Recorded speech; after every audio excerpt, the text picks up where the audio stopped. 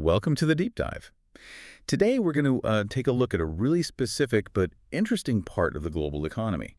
We're talking about the market for Hesperidin in 2025. Now, you might not know the name Hesperidin off the top of your head, but think of it like one of those functional ingredients. Right, the kind you see popping up more and more. Exactly. Finding its way into different products because of its potential benefits. So, our mission today is to get a handle on how big this market is right now, where it might be heading. Where the main action is happening, globally speaking. And yeah, what's actually driving these trends. And we're basing this on a pretty detailed market report that just came out in March this year. That's right, from Cognitive Market Research. They've done a deep dive into Hesperidin. So what are the big numbers telling us? Well, the headlines are pretty compelling. For 2025, the global Hesperidin market, it's projected to be worth USD 193.62 billion. Okay, that's already substantial. It is. But here's the kicker. By 2033, they expect it to grow to USD 358.39 billion. Yeah, that works out to a compound annual growth rate, a CAGR, of 8.0%. 8%. That's strong, steady growth, not just a blip. Exactly. It points to a consistent expansion over the next, 8 years or so. And an 8% growth rate like that, year on year, definitely makes you wonder what's underpinning it all. And this Cognitive Market Research report, it's not just a snapshot, is it? It sounds pretty comprehensive. Oh, definitely. They look back to 2021 for historical context, give the estimates for this year, 2025, and then forecast all the way out to 2033. So past, present, future. Yep. And it's detailed over 250 pages, apparently. Available in different formats, too. PDF, Excel, the works. Good to know. Right, let's get into the meat of it then. Geographically speaking, where's the biggest part of this Hesperidin market located right now? Okay, let's break it down by region. The current leader, by a fair margin, is North America. Okay. In 2025, they're holding over 40% of the global revenue. That translates to a market size of about USD 71.64 billion. 40%, wow. And the growth rate there? It's projected at a still very healthy 6.5% CAGR through to 2033. And within North America, I assume the U.S. is the big player. Absolutely dominant. The U.S. market alone is estimated at USD 56.52 billion for 2025, growing at 6.3% annually. And interestingly, the report specifically calls out a growing consumer interest in bioflavonoids for skincare as a major driver there. Bioflavonoids, right. That term does seem to be everywhere now. Can you just quickly recap what those are and why Hesperidin fits in, especially for skin? Sure. So bioflavonoids are basically compounds found in plants, think fruits, vegetables. They're known for having antioxidant and anti-inflammatory effects. Hesperidin is one of these, found mainly in citrus fruits. Got it. So for skin, the antioxidant part helps protect skin cells from damage, like from pollution or UV rays. And the anti-inflammatory aspect can help calm irritated skin. Makes it pretty attractive for skincare products. That makes perfect sense. Yeah. So Americans wanting these kinds of ingredients in their face creams and serums is a big deal for the market. What about Canada and Mexico? Are they significant too? They are. Canada's market is around USD 8.60 billion this year and actually has a slightly higher projected growth rate, 7.3% CAGR. Oh, interesting. Yeah, and the report links that more to demand for anti-inflammatory formulations in general, maybe not just skincare, so a slightly different focus, perhaps. Okay. Mexico comes in at about USD 6.52 billion in 2025, with a solid 7.0% growth rate forecast. So yeah, North America as a whole is definitely the heavyweight right now. Right, but who's number two? Europe, I imagine. That's right. Europe holds the second spot with over 30% of the global revenue. Okay, so still a very significant share. What are the numbers looking like there? For 2025, Europe's market is estimated at USD 56.15 billion, and it's expected to grow at a CAGR of 7.0% through 2033. So slightly faster growth than North America overall. And within Europe, I bet it varies quite a bit country by country. It really does. The UK, for instance, has a market of about USD 9.43 billion, and they've got a strong growth forecast, 7.8%. The report links this to consumers wanting more plant-based antioxidants. Similar theme to the U.S. then, but maybe broader than just skincare. Could be. Then you have Germany, which is slightly larger at USD 11.12 billion, growing at 7.2%. And for Germany, the key driver mentioned is increased investment in R&D around Hesperidin. Ah, so more focus on the science and potential new applications there. Seems like it. France is around USD 5.17 billion, growing at 6.2%. Italy's close, USD 4.83 billion, 6.4% growth. Russia's also quite large, USD 8.70 billion, though its growth is a bit slower at 6.0%. Okay. And then you have a whole cluster of other countries, Spain, Sweden, Denmark, Switzerland, even Luxembourg, all showing pretty consistent growth, mostly in the 6 to 7% range, just from smaller bases. Right. And even the rest of Europe category adds up to nearly USD 8 billion, growing at 5.7%. So it's a complex picture, but definitely trending upwards across the board. Okay, so North America leads, Europe's a strong second. But you mentioned earlier one region is really setting the pace for growth. That would be the Asia-Pacific region, APAC. Currently, they account for about 23% of the global market. That's around USD 46.47 billion in 2025. But here's the headline. Their projected CAGR from now until 2033 is a whopping 10.8%. 10.8%. That is significantly faster than North America or Europe. By quite a margin, yes. It really stands out as the fastest growing region. So what's lighting the fire under the APAC market? Is it specific countries, specific uses? It's a combination. China is a huge factor, naturally. Their market is around USD 19.52 billion this year, with a growth forecast of 10.3%. And similar to Germany, the report points to growing R&D investment as a key driver there. Okay, R&D again. Then you have India, smaller market currently, about USD 4.65 billion, but check out the growth rate. 12.7% CAGR predicted. 12.7, that's huge. It really is, and for India, the growth seems quite broad, increasing demand in pharmaceuticals, dietary supplements, and cosmetics, so hitting multiple key application areas. That suggests really wide adoption. What about other major economies in APAC? Japan's significant, USD 6.41 billion, growing at 9.3%. South Korea, too, USD 5.58 billion, 9.9% growth. And it continues Australia, Singapore, Taiwan, Southeast Asia as a whole. They're all showing really strong growth figures, many in double digits. So APAC is really the region to watch for future expansion, it sounds like. Definitely seems that way based on these projections. Okay, so we've covered the big three. What about the other regions? South America, Middle East, Africa. How do they fit into this global Hesperidin story? They're smaller pieces of the pie currently, but still showing good growth potential. South America accounts for just over 5% of the global share. Okay. That's about USD 7.36 billion in 2025, and it's growing at a healthy 8.7% CAGR overall. Brazil is the largest market there, around USD 3.15 billion, growing at 9.3%. The report links that to rising awareness of organic ingredients. The natural trend again. Exactly. And Argentina is also notable, USD 1.24 billion, growing even faster at 9.6%, possibly helped by rising incomes. Colombia, Peru, Chile are also showing solid growth, mostly in the high single digits. Got it. And the Middle East and Africa.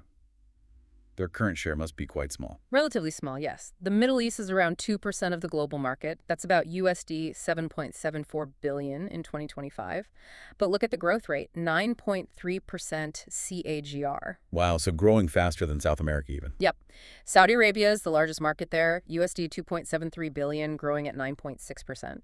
The UAE is also significant at USD 1.60 billion, 9.8% growth. Qatar and Turkey are smaller, but growing strongly too. Turkey specifically mentions advancements in Hesperidin applications as a driver. Interesting. And Africa. Africa is the smallest region, around 1% share, roughly USD 4.26 billion in 2025, but still projected to grow at a respectable 8.3% annually. South Africa leads there with USD 1.50 billion and 9.2% growth, followed by Nigeria.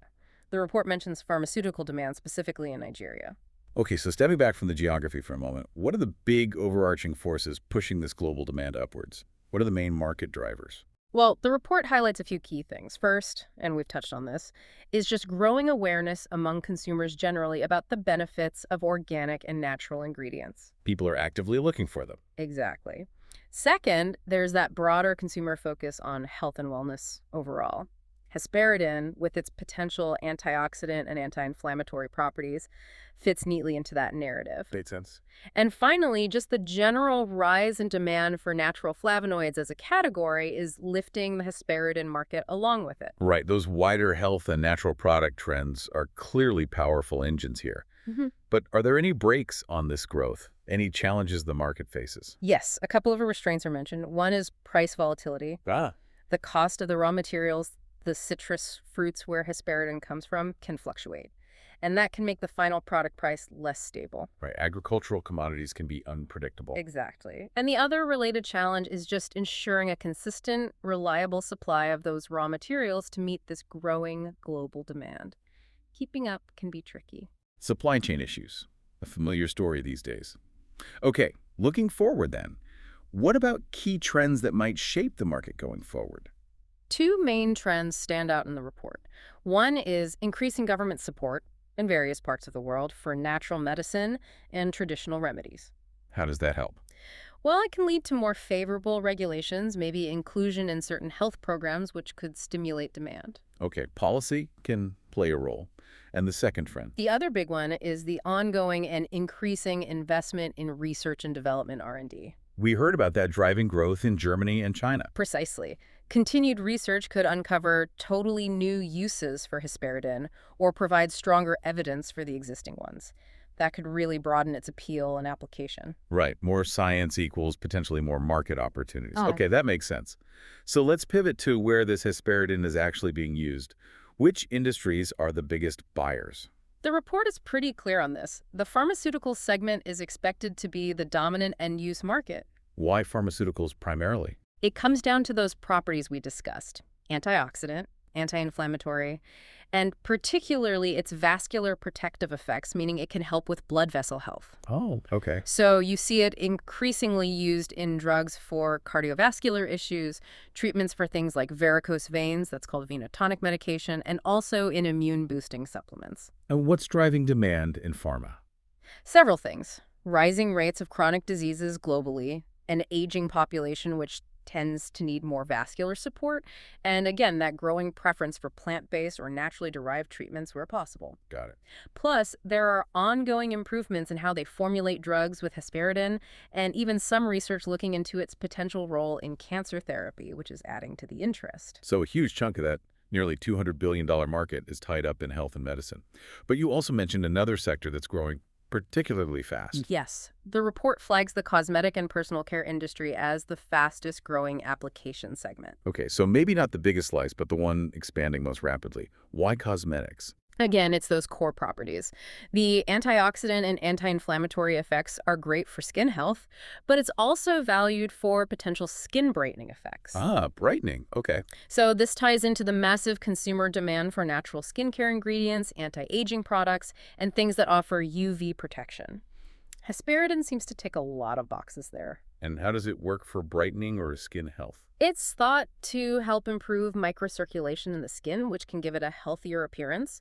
And there's some evidence it might help reduce hyperpigmentation, dark spots. So it's becoming quite a prized ingredient in higher-end cosmetic lines. Right, you can see the appeal. That connection between its natural properties and what consumers want in skincare seems very direct. Were other major uses mentioned? They did briefly mention the dietary supplements industry, which overlaps with pharma but is also distinct, and the food and beverage industry. Oh, so? Well, as a standalone supplement for its health benefits, obviously, but also potentially for fortifying foods and drinks, adding a health angle there, though the report didn't go into as much detail on those as it did for pharma and cosmetics. Okay, understood. So we have the size, the growth, the regions, the drivers, the applications.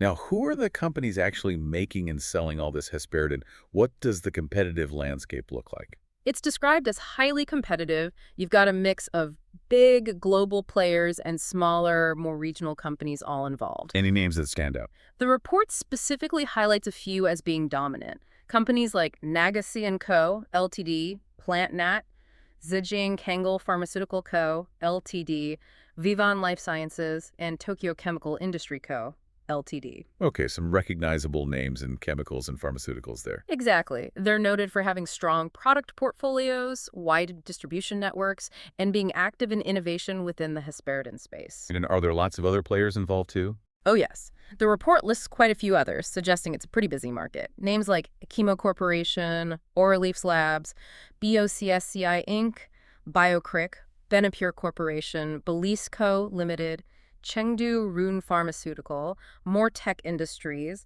Hang Industry, Diao Pharma. Quite a list. It is, and interestingly, they also mention confidential data, which suggests there might be other significant players whose details weren't publicly shared for the report. Right, so a dynamic market with established leaders, but also plenty of other companies competing. Okay, let's try and pull this all together. What are the main takeaways from this deep dive into the 2025 hesperidin market? I think the key points are, First, it's a really substantial global market already, approaching $200 billion this year, and it's set for strong, steady growth at 8% CAGR is significant. Right. Second, there are clear regional differences. North America is the biggest market now, but Asia-Pacific is where the fastest growth is happening, driven by countries like China and India. Hmm. Third, the growth is fueled by these big macro trends: consumer desire for natural, organic, health-focused ingredients. And this is playing out most strongly in the pharmaceutical sector, which is the largest user, and the cosmetic sector, which is the fastest growing user. That sums it up well. And, considering all these different applications from veins to wrinkles and the varying growth speeds across the globe, it does make you wonder, what's next? Right. Could we see hesperidin suddenly take off in, I don't know, performance foods? Or maybe a region that's currently smaller, like Africa or South America, could see an unexpected surge if a specific application really catches on there. That's a great question. It feels like there's still a lot of untapped potential. Maybe new research uncovers a benefit we haven't even considered yet, or a company finds a novel way to incorporate it into everyday products. It definitely invites that kind of speculation. It highlights how dynamic these markets for natural compounds can be and how they intersect with health, beauty, and potentially much more. Absolutely. It's a fascinating space to watch, seeing how these ingredients derived from nature are finding increasingly important roles in modern industry and consumer life.